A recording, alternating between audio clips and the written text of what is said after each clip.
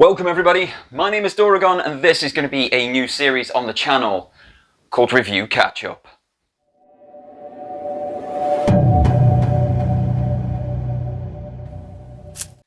So the idea behind this particular series is pretty simple.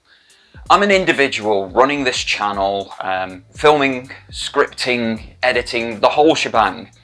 And what that means is I don't have the physical time in the day alongside a full-time job to make full reviews, full content for every single bit of media I take in. So there's television shows that I watch, there's movies that I've seen, there are games that I have played that I simply don't have the physical time of day to put full reviews and such together for.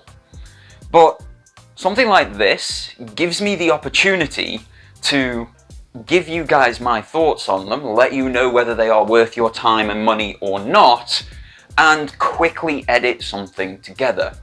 So the thought process is that I will quickfire through a bunch of things that I have partaken in and give you my general thoughts upon them. How that works out, how that works moving forward, we shall see, but as of this precise moment in time, this is going to be the structure of the show, and I'll pull it out when I've got a few things to add in. It's not one that's going to be a weekly digest, it's not one that I'm going to be putting out there every single month. It's one that I can put together and put out as I feel needs must. With that being said then, let's start off with a couple of games that I've been playing. Rise of the Tomb Raider. I played the rebooted Tomb Raider game back in 2013-2014. It became free on PlayStation Plus, and I was thinking of buying it anyway. Getting it free, played it, loved it. It was a superb experience. For some reason though, even though I have had both Rise of the Tomb Raider and Shadow of the Tomb Raider in the house since their launch, I've personally not played them. My partner has given her feedback, but I had never laid hands upon them and got through their stories, their side quests and all of that sort of stuff. So in December, I picked up Rise of the Tomb Raider, played through it, and loved it. It's a 2015 game, so I went in knowing that things are going to feel aged to me, because quite simply, they are. We're 7 years after its launch at this point, and it's not going to hold up to something that came out 3 years ago, or even 1 year ago. And it's especially not going to hold up to these new 9th generation games. So I went in expecting slightly clunky mechanics, lower frame rates, slightly lower quality visuals, and I was shocked to find that that wasn't the case.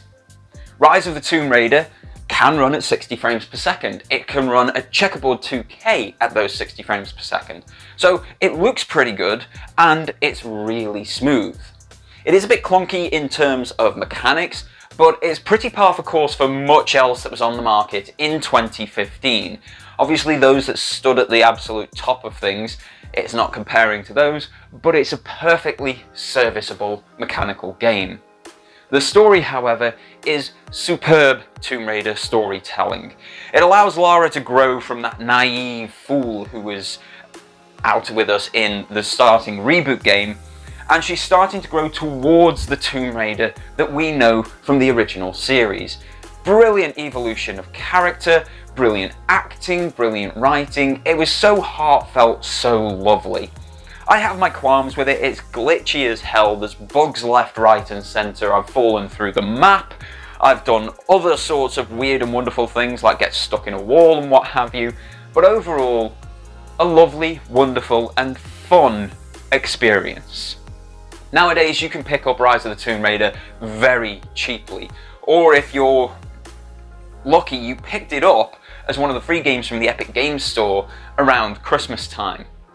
If you did, brilliant, play it. I guarantee you'll have a good time as long as you set your expectations going in that it is an older title.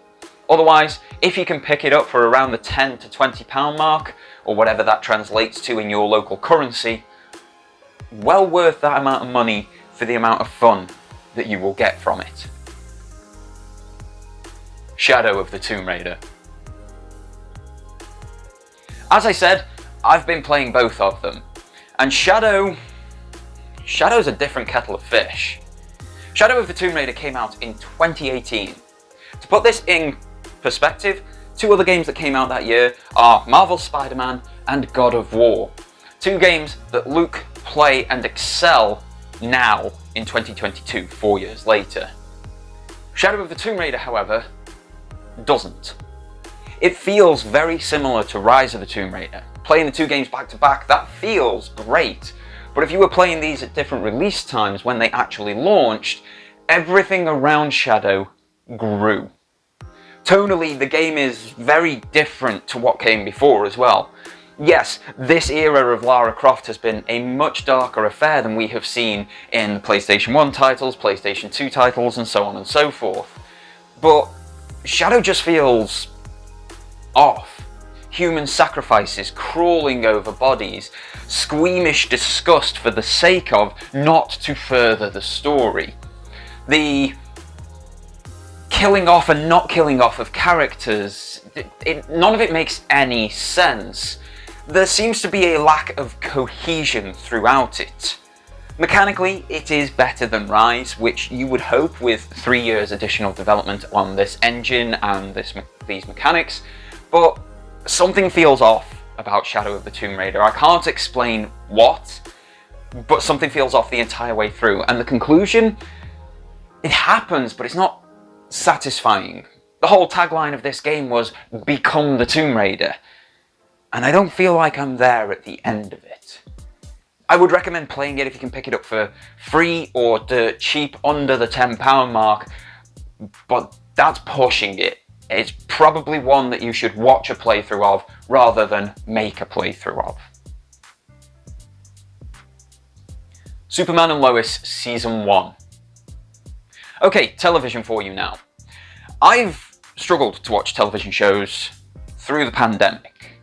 My mental state has been really warped by working from home, creating content from home, living at home, socializing at home, and even now when we're starting to move towards a post-pandemic world, I am very much still mostly based at home.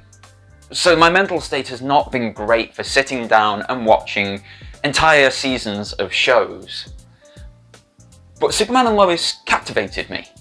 The thought of having an entire television show based around the Man of Steel and a growing family.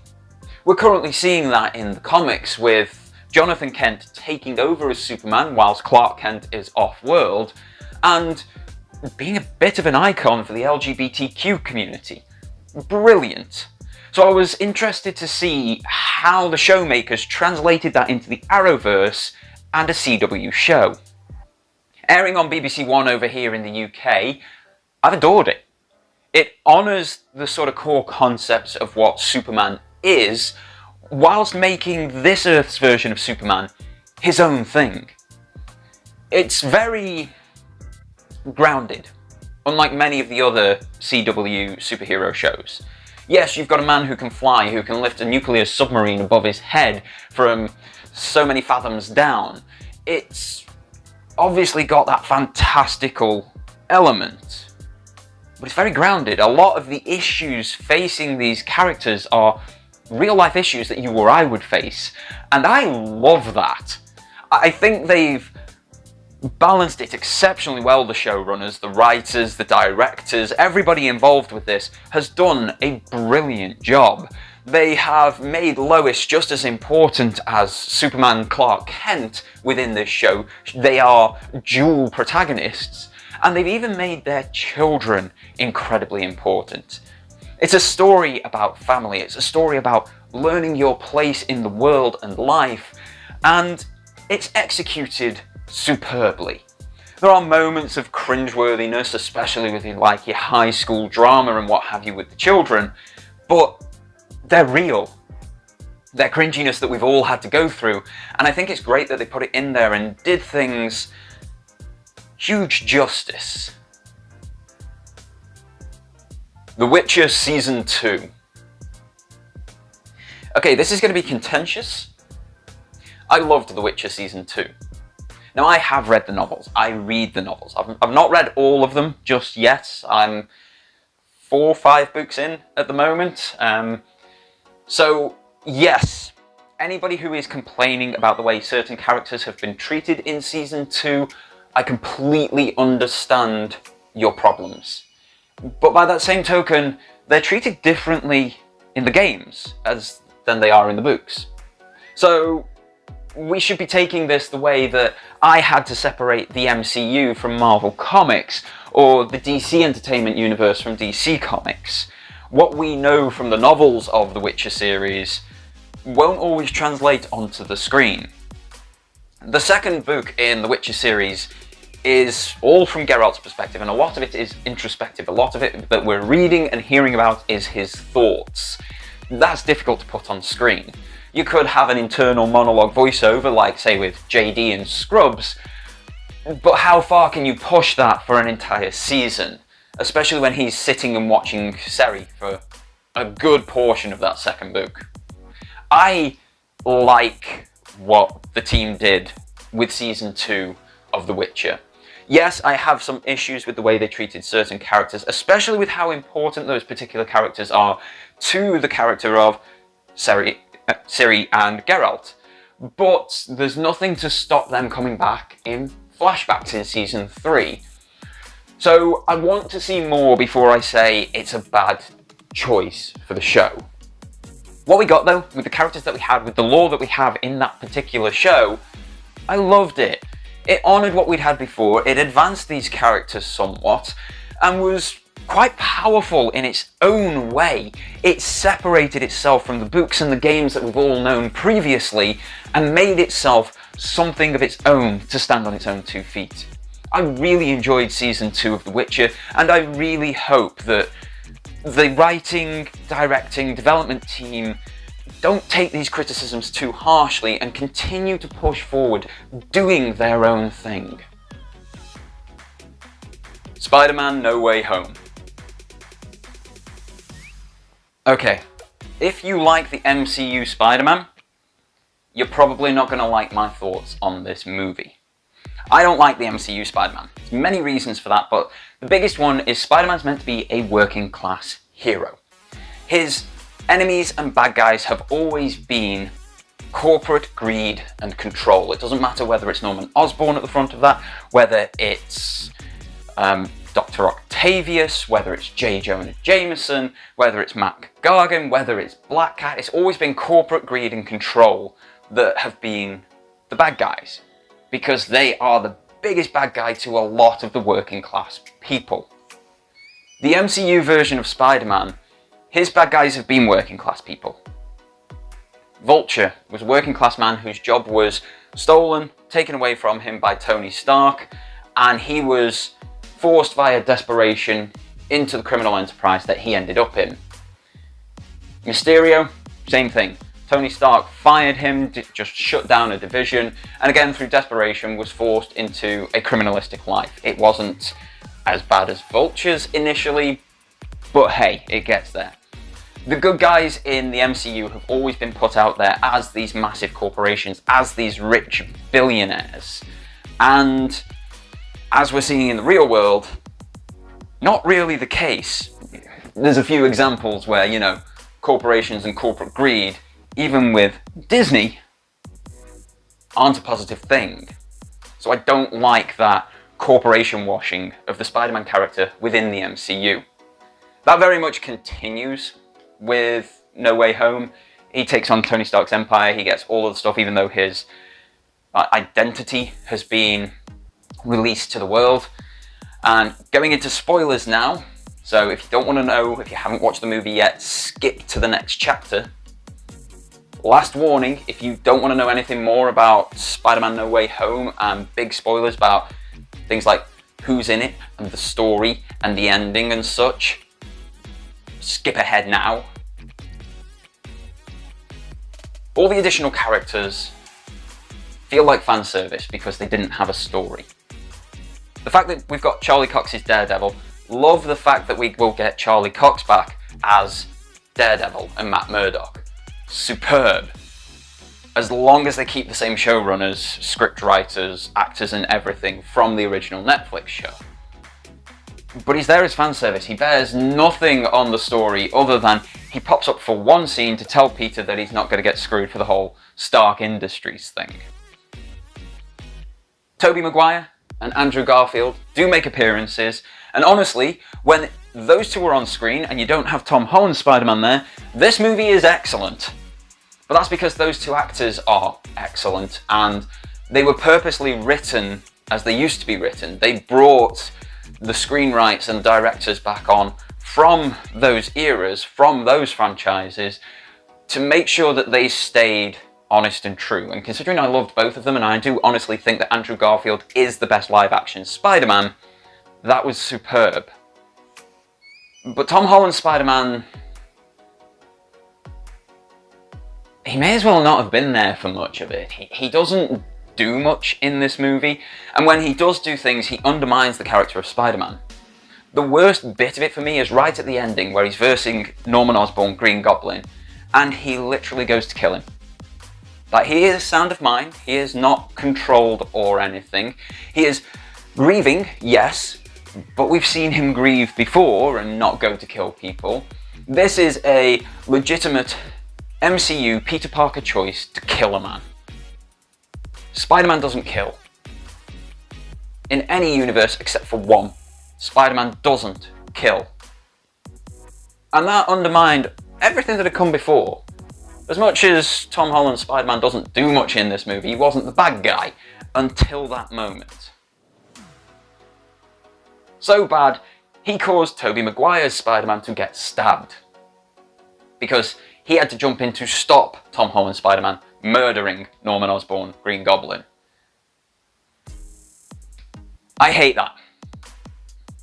That moment destroyed everything. Like, I didn't like the MCU Spider-Man anyway, because he undermined the working class hero thing.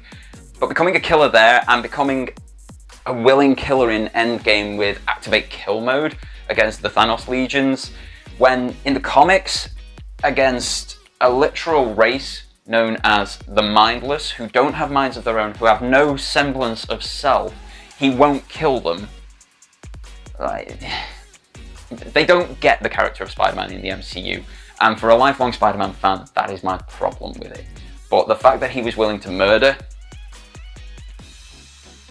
unless the future MCU Spider-Man turns into Wolf Spider, who is the one and only Spider-Man who will murder, and then he will go on a realm-hopping adventure to kill other Spider-Men and steal their power, I don't see that there's any redemption for the MCU Spider-Man personally.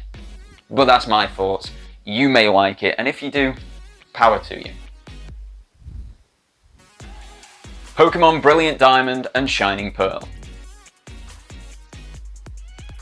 I'm sort of in two minds about this particular game. These particular games, because there are two slightly separate versions. I face the issue that I enjoy Diamond and Pearl. I quite like those games. I've got a Nuzlocke of it here on the channel, which at some point I do want to try and finish, although very difficult with the amount of encounters left and how decimated my team is. But remakes should be what you remember. When we remember games of old, we remember them with rose-tinted glasses. For example, I loved the Spyro the Dragon games on the PlayStation 1. Playing them now, with how blocky they are and how loose some of the controls are, is very difficult. But then Toys with Bob came along and remade them. And what I received is what I remember from years past. They control like I remember, not like they actually do. They look like I remember, not like I actually do. They've taken those rose-tinted spectacles that many of us nostalgically look at things with and made those games act like our nostalgia. Pokémon Diamond and Pearl doesn't do that. Pokémon Diamond and Pearl are actually quite faithful remakes. Even keeping the camera angle, the top-down camera angle, the sort of chibi styling of the world, and so on and so forth. There is a lot that Pokémon Diamond and Pearl do that the old games did. The Pokémon that appear in the routes, the catch rates, the story, the mechanics, everything feels the same. And that's the problem. It feels like it did 15 years ago. We've got emulators that can uprate the quality of the visuals of those old DS games, and we have emulators that can make the mechanics better. They can change things around in a way that make these games better. I have been used to playing Diamond and Pearl through emulation for so long that when you play a faithful remake of them, it feels lackluster. They didn't do what they've done with other remakes. The Omega Ruby and Alpha Sapphire games were made on the 3DS engine of X and Y. And they brought Megas into the mix and they changed things around a bit. It was fun and a fresh experience on an old one. We've not received that with Diamond and Pearl. I like the fact that I can play this game and it looks like I remember it to a point, but I don't feel like enough was done to justify a full new release and a full game price tag. Bargain bin purchase this one, if you really like Generation 4 of Pokémon. Halo Infinite. Okay, wait. A full review for Halo Infinite is incoming on this channel. I initially wanted to get it out before 2022. I wanted to play the campaign through December, get the footage, edit it all together after scripting, and put it out there for you as a bit of a New Year treat. I didn't finish the game until the 8th of January. So couldn't do that one. So I am now in the scripting phase of the review for Halo Infinite. I was going to try and do it spoiler-free, and I've written it thus far as spoiler-free, but as we're getting further and further away, I'm going to throw more spoilers in there and give it a bit of a deeper dive. So I just wanted to put this out there that a review is coming. General thoughts on it, it's okay. There are some amazing moments, some brilliant moments, but there are also some absolutely terrible moments. So on balance, it sort of brings it to an okay level. I may change that thought process as I write the review, as sometimes I do, because you think on these things much deeper and you replay the game to get additional footage and sort of back up your thoughts and ideas, and that will change them. So we'll see what the final thought is when the review comes out, but I wanted to let you know that that particular one is on the way. Kena Bridge of Spirits. Firstly, yes, it is said Kena. It says that in the game. I love it. It's difficult. It's a very difficult game. It's not what I was expecting, especially for a first stab at something from a brand new studio. It was nice. It looks absolutely gorgeous. It's perfectly stylized. Looks and feels like a beautiful animated movie. The mechanics are incredibly tight, incredibly strong, very, very impressed considering it's their first attempt at anything like this. The characterization is strong, the acting is great, the emotion that you feel from this game is superb, but the difficulty spikes are problematic. There's a lot of bosses in this game, a lot of combat, a lot more than I was anticipating going into it. And most of the time it's very much a case of I've not seen something. There is something obvious that I need to do mechanically to beat this boss fight. And that's not the case with the final boss of the game. It's very damage spongy, and that's against what the rest of the game has been for me. I don't particularly like that personally. Other than that one negative, and the fact that every time you come up to a new combat encounter, the difficulty goes from this to this, it's a great game. I would recommend it to everybody as an indie title at an indie price on 9th generation hardware, whether that be PC or PS5. Get your hands on this game, play it, enjoy it. It's worth it. So that's going to be it for this particular episode of Review Catch-Up, guys. I hope it's a structure that you guys can get behind. I hope I haven't waffled too much in some of these things. Like I say, this is completely unscripted, this review catch-up one, because I just want it to be off-the-cuff, quick thoughts. I don't want to sit down and put an hour-and-a-half video together, because they take so long to do, and many of these things, the quick thoughts, cover the bases of what you want, what I want.